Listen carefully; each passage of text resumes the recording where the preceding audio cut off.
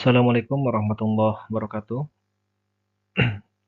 Di perkuliahan kali ini, sistem peradilan pidana, kita akan ngebahas tentang sistem peradilan pidana anak ya, atau SPPA disingkatnya, sistem peradilan pidana anak. Nah ini perlu diketahui ya, kenapa eh, katanya itu peradilan, bukan pengadilan. Gitu ya.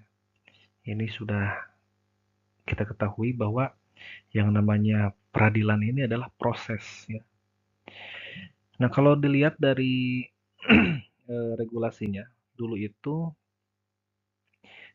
undang-undangnya kan Undang-Undang Nomor 3 Tahun 97, kata-katanya itu tentang pengadilan anak gitu ya. Nah, kalau sekarang dirubah dijadikan tentang sistem peradilan pidana anak melalui Undang-Undang Nomor 11 Tahun 2012 ya. Jadi perubahan paradigma ini tentu ada sesuatu hal yang baru ini di undang-undang ini. Apa sih yang barunya?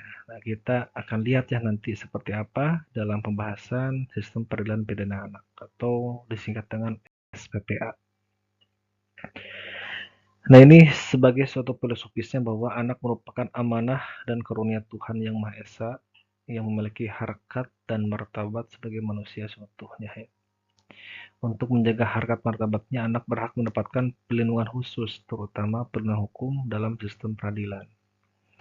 Nah, ini diperkuat juga dengan adanya konvensi hak-hak anak atau Convention of the Right of the Child ya, yang mengatur prinsip perlindungan hukum terhadap anak mempunyai kewajiban untuk memberikan perlindungan khusus terhadap anak yang berhadapan dengan hukum. Jadi dasarnya itu kenapa anak harus dibedakan dengan orang dewasa pada umumnya ya, ketika dia dihadapkan dengan suatu sistem peradilan ya. Baik anak itu sebagai pelaku ya. Jadi kedudukan anak itu ada anak pelaku ya, anak korban dan anak saksi. Nah, ketika khusus untuk pelaku nih, ketika pelaku anak ya, ketika dia menjalani prosedural sistem peradilan pidana ini, nah ini harus ada perlindungan khusus. Perlindungan khususnya itu apa? Jadi ada keistimewaan-keistimewaan yang diberikan oleh negara itu kepada anak ketika berhadapan dengan hukum. Ya. Nah, dalam undang-undang ini tentu dijelaskan sistem peradilan pidana anak adalah keseluruhan proses penyelesaian perkara anak yang berhadapan dengan hukum, mulai tahap penyelidikan sampai dengan tahap pembimbingan setelah menjalani pidana. Ya. Jadi yang disebut dengan SPPA itu dari mulai penyelidikan sampai ke tahap pembimbingan atau namanya itu pemasyarakatan kalau di dewasa itu ya. Nah, undang-undangnya diatur dalam Undang-Undang 11 tadi kan. Disebutkan 11 tahun 2012 tentang sistem peradilan pidana anak. Sebelumnya diatur melalui Undang-Undang 3 tahun 97. Nah, perlu diketahui bahwa Undang-Undang nomor 11 tahun 2012 ini efektifnya itu 2 tahun kemudian Bapak Ibu ya. Jadi ketika diundangkan dulu itu tahun 2012, mulai efektifnya itu tahun 2014 ya. Nah, kenapa hal demikian? Jadi karena kan ini kan berkaitan tentang sistem. Kan biasanya gini, regulasi itu diberlakukan setelah diundangkan ya, biasanya. Nah, kenapa ini diberikan jeda 2 tahun? Dikarenakan persiapannya itu banyak sekali Bapak Ibu. Dari mulai menyiapkan sistem peradilannya ya, SOP dan sebagainya itu kan di pengadilan mana nginduknya? Ternyata di pengadilan umum ya. Seperti tipikor di mana? Di pengadilan umum sama nginduknya itu. Nah, begitu rumitnya ya. Nah, undang-undang ini menggunakan nama sistem pidana anak. Sistem peradilan pidana anak tidak diartikan sebagai badan peradilan. Sebagaimana dimaksud pasal 12 ayat 2 Undang-Undang Dasar ya, yang menyatakan bahwa kekuasaan kehakiman dilakukan oleh sebuah mahkamah agung dan badan peradilan berada di bawahnya dalam lingkungan peradilan umum, peradilan agama, peradilan militer, peradilan tata usaha negara dan oleh sebuah mahkamah konstitusi. Namun undang-undang ini merupakan bagian dari lingkungan peradilan umum ya.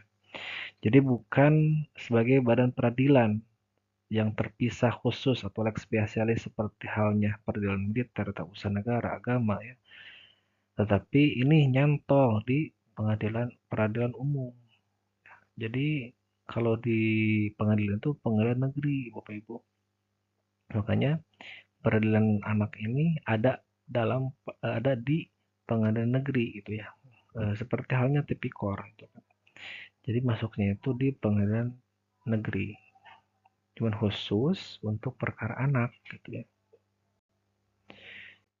Kemudian substansinya yang paling mendasar adalah pengaturan secara tegas mengenai keadilan restoratif dan diversi. Nah, ini kenapa ya sekarang itu dikasih nomenklatur sistem peradilan. Di sana ada hal baru ternyata Bapak Ibu. Apa itu? Adanya restoratif justice atau keadilan restoratif dan diversi. Yang dimaksudkan untuk menghindari dan menjauhkan anak dari proses peradilan sehingga dapat menghindari stigmatisasi terhadap anak yang berhadapan dengan hukum. Dan diharapkan anak dapat kembali ke dalam lingkungan sosial secara wajar. Jadi eh, balik lagi ya ke Undang-Undang Dasar tadi bahwa anak itu harus diberikan perlindungan khusus. Nah, ketika anak juga melakukan pidana itu harus diberikan perlindungan, gitu ya. Jadi fokusnya itu kepada keistimewaan lah, gitu ya, seorang anak. Nah, tujuannya supaya tidak terjadi stigma.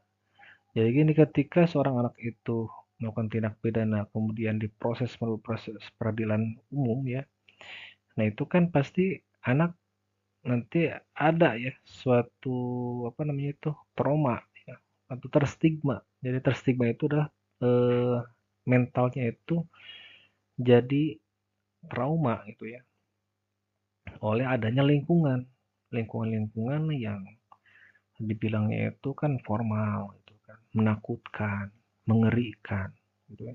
Kan seperti itu ya. Wibawa daripada sistem peradilan itu kan pasti tegas gitu ya, formil. Nah, kemudian ketika anak masuk ke lingkungan tersebut kan tidak cocok gitu ya, tidak sesuai dengan karakter anak yang masih polos, kemudian mentalnya yang masih lemah, kemudian mentalnya juga yang masih labil gitu kan. Bahkan ketika dia melakukan tindak pidana juga, mungkin itu atas dasar kenakalannya ya, bukan atas dasar niat jahat atau mensrea. Nah, dari karena itu harus diperlukan khusus. Makanya melalui Undang-Undang SPPA ini lahirlah eh, gagasan tentang penerapan restoratif justice dan diversi. Kita bahas nanti itu diversi seperti apa. Oleh karena itu sangat perlukan peran semua pihak dalam rangka mewujudkan hal tersebut. Proses itu bertujuan pada terciptanya keadilan restoratif baik anak maupun korban. Jadi tetap ya, bukan hanya fokus ke anak, korban juga sama. Ada ya keuntungan ketika diterapkannya konsep restoratif justice ya. Nah, ini konsep restoratif justice ini merupakan suatu proses diversi, yaitu semua pihak yang terlibat dalam suatu tindak pidana tertentu bersama-sama mengatasi masalah serta menciptakan suatu kewajiban untuk membuat segala sesuatunya menjadi lebih baik dengan melibatkan korban, anak, dan masyarakat dalam mencari solusi untuk memperbaiki rekonsiliasi dan menenteramkan hati yang tidak berdasarkan pembalasan, gitu ya. Jadi sama-sama musyawarah. Ini kan sesuai dengan Pancasila kan, musyawarah untuk mufakat. Jadi tetap ketika adanya peristiwa yang dilakukan anak ini, akhirnya itu penyelesaiannya itu harus dengan cara musyawarah, itu kan mencari jalan terbaik buat anak ini seperti apa, itu kan ke depannya.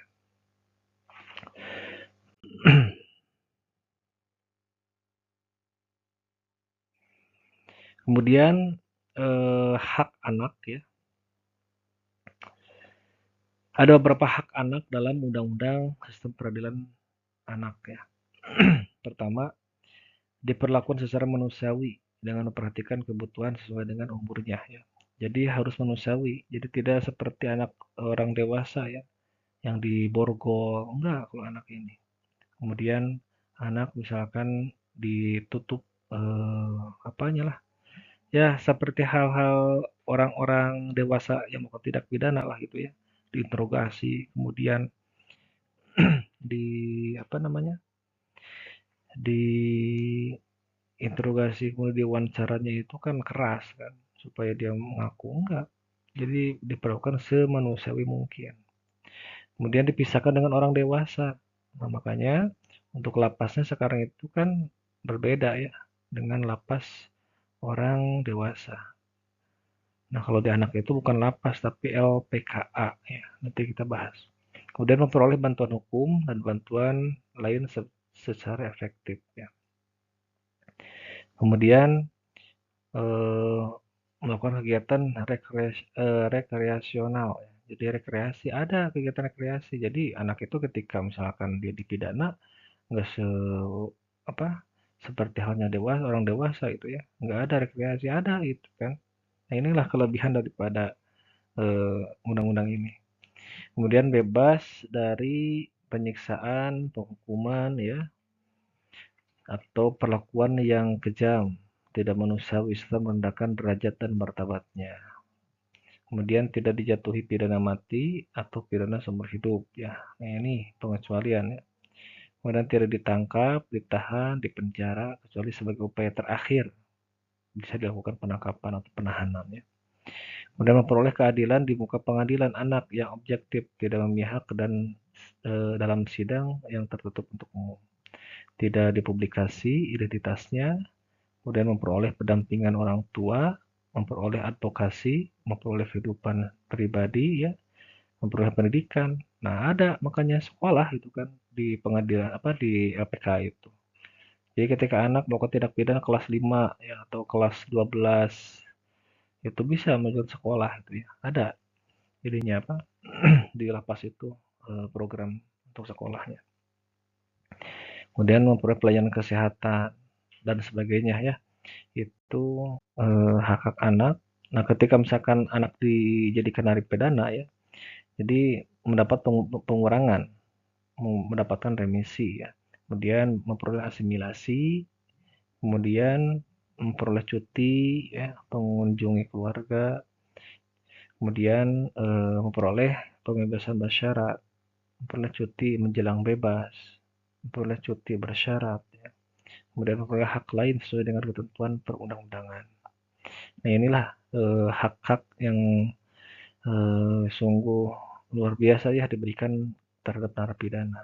Ini tidak ada ya hak-hak ini yang dimiliki oleh narapidana dewasa ya, selain misalkan pengurangan masa pidana. Nah, pada dasarnya sistem peradilan pidana anak wajib mengutamakan pendekatan restoratif justice ya, yang udah jelas dalam undang-undang itu disebutkan. Makanya RJ ini tentu sebagaimana kita udah bahas ya di pertemuan sebelumnya, jadi penyelesaian perkara tindak pidana dengan melibatkan pelaku, korban, keluarga ya dan pihak lain yang terkait untuk bersama-sama mencari penyelesaian. Itulah asasnya ya. Prinsipnya itu membuat pelanggar bertanggung jawab untuk memperbaiki kerugian yang ditimbulkan oleh kesalahan pelaku ya.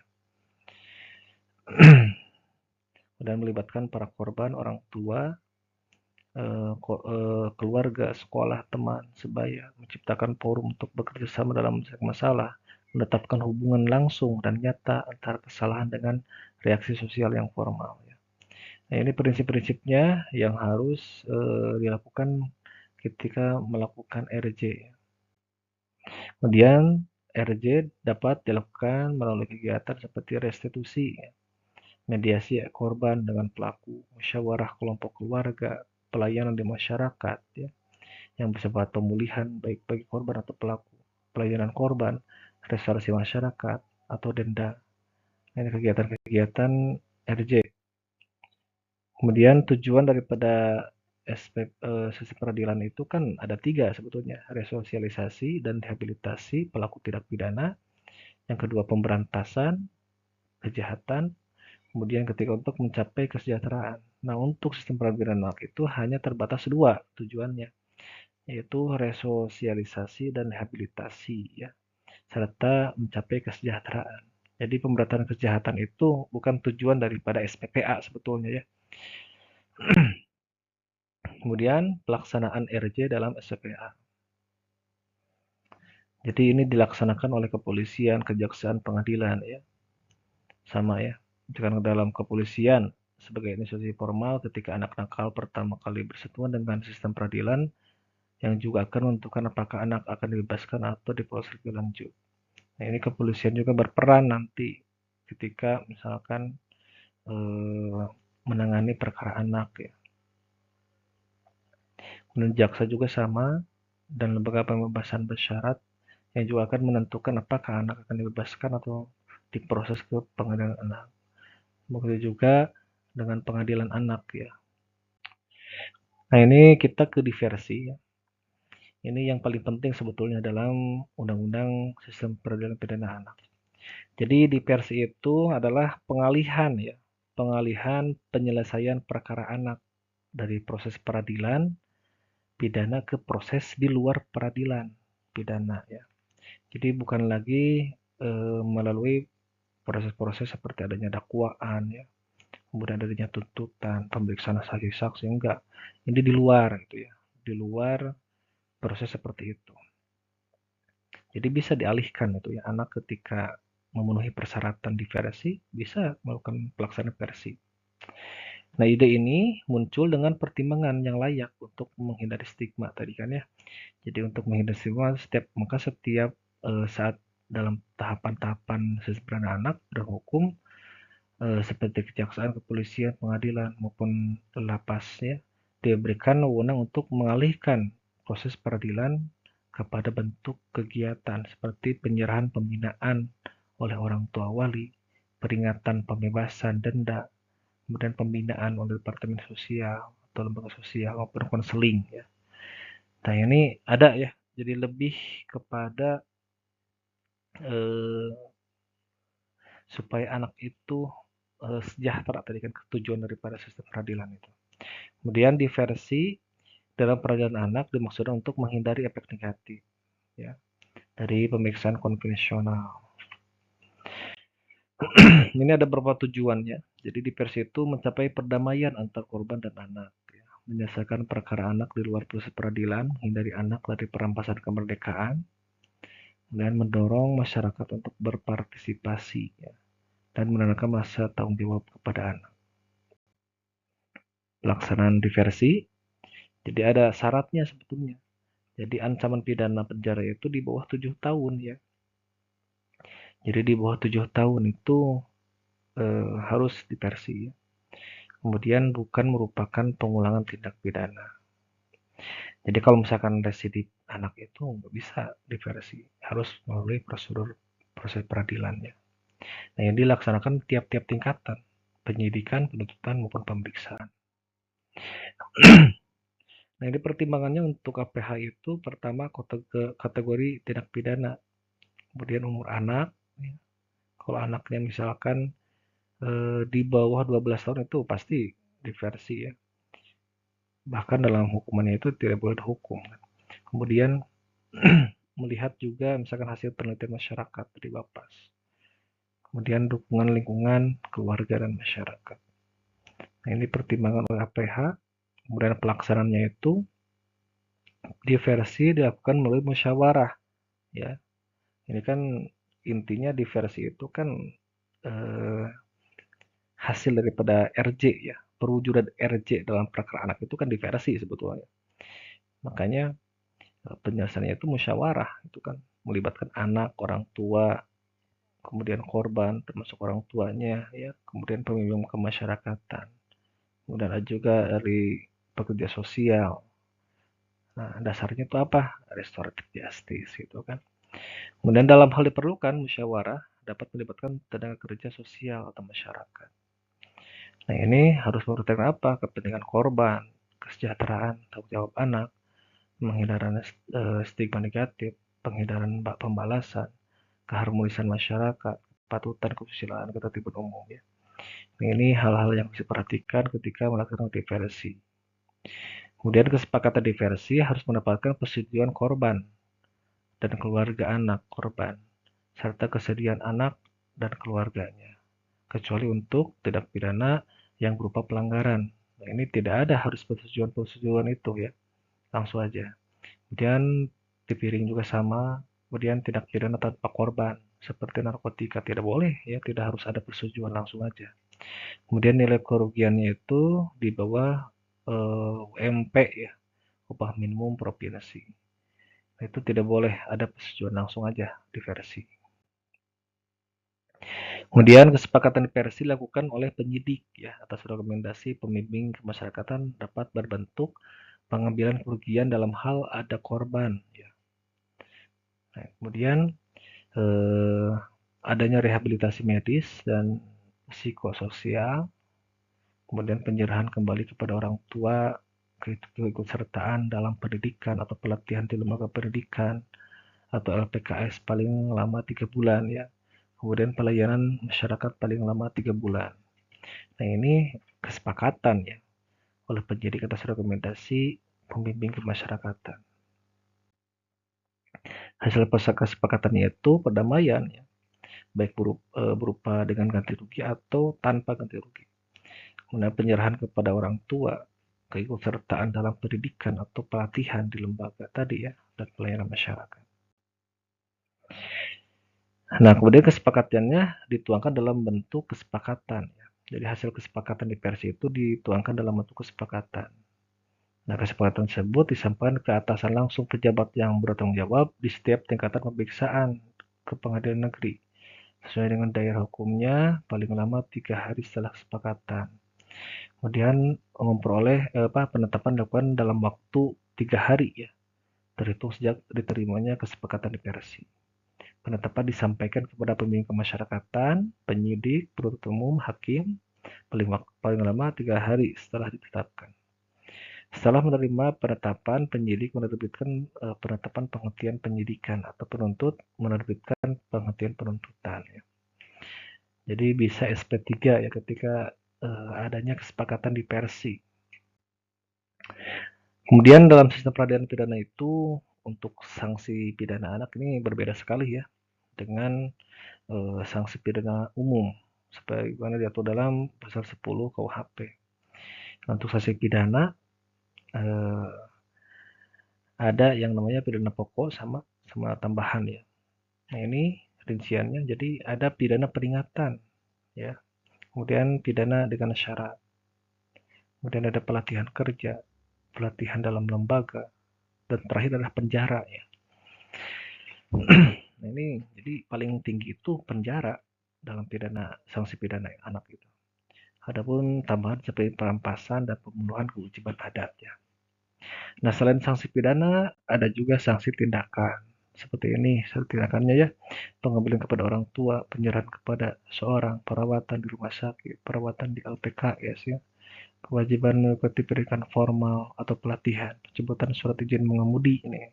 Kalau sudah punya SIM, ternyata anak itu melakukan tindak pidana, ini bisa juga dikasih sanksi tindakan berupa pencabutan SIM ya. Kemudian perbaikan akibat tindak pidana. Nah, ini misalkan ganti rugi misalnya ya.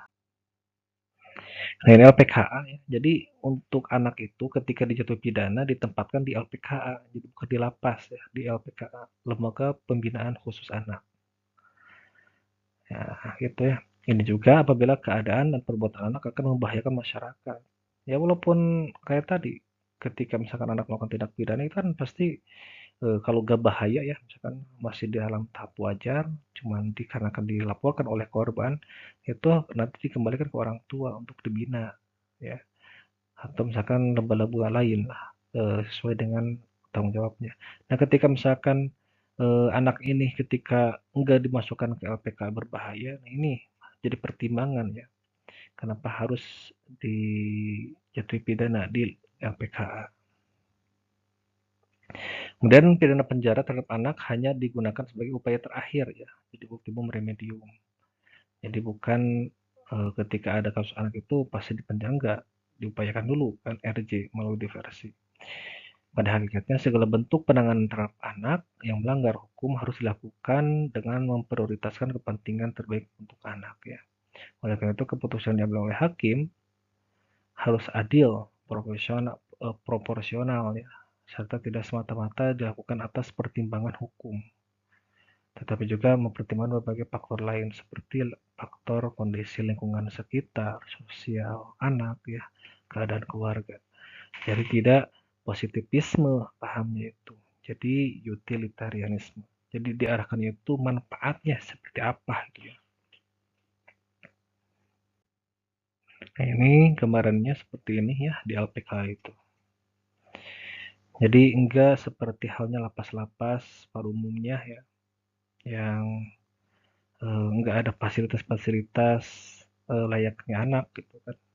Jadi di LPK ini tentu sangat humanis ya, enggak menakutkan. Bahkan tempat depannya itu seperti bukan hanya lapas ini, seperti halnya apa lembaga lembaga sosial gitu ya. Jadi kelihatannya ramah. Anak kan tidak ketakutan. Jadi seolah-olah anak ini apa belajarlah di sini ya. Cuman tempatnya nggak di rumah. Gitu. Mungkin itu Bapak Ibu sekilas materi tentang sistem peradilan pidana anak. Mohon maaf apabila ada kesalahan. Wassalamualaikum warahmatullahi wabarakatuh.